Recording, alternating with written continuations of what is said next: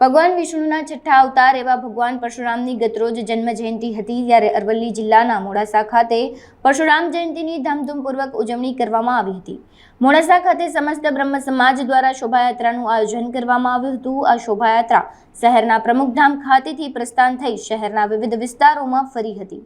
આ શોભાયાત્રામાં સમસ્ત બ્રહ્મ સમાજ સહિત ધર્મપ્રેમી જનતા મોટી સંખ્યામાં જોડાઈ હતી।